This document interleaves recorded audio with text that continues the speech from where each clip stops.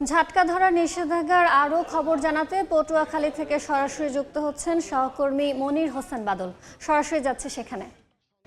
মাছের উৎপাদন বাড়াতে পটুয়াখালী জেলার যে চররুস্তম রয়েছে এবং ভোলার বেদুরিয়া এই 100 কিলোমিটার পর্যন্ত কিন্তু একটি অভয়াশ্রম রয়েছে। এছাড়া কিন্তু দেশের আরো 5টি অভয়াশ্রম রয়েছে। মোট 6টি অভয়াশ্রমে কিন্তু 1 মার্চ থেকে 30 এপ্রিল এই 2 মাস মাছ ধরা বন্ধ করেছে সরকার।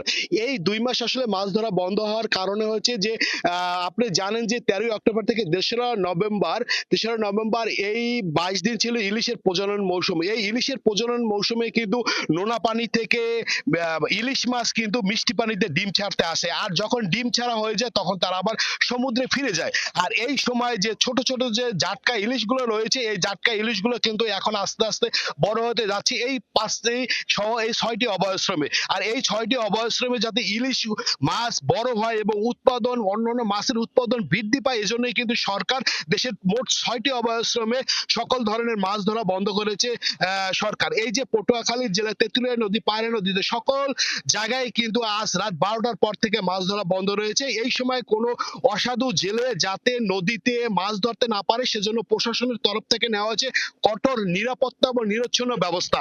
আজকে কিন্তু রাত 12টার পর থেকে কিন্তু তেঁতুলিয়া নদী, পায়রা নদীতে কিন্তু জেলা মৎস্য বিভাগ, পুলিশ প্রশাসন, কোস্টগার্ড, নৌবাহিনী এরা কিন্তু অভিযান পরিচালনা করেছে।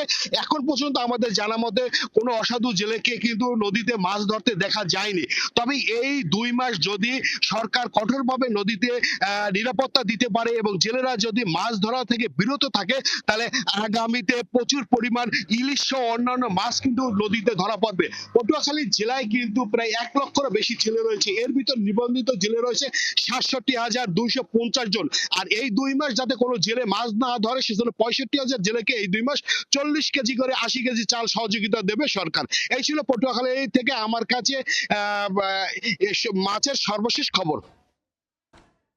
সরাসরি যুক্ত ছিলাম পটুয়াখালীতে।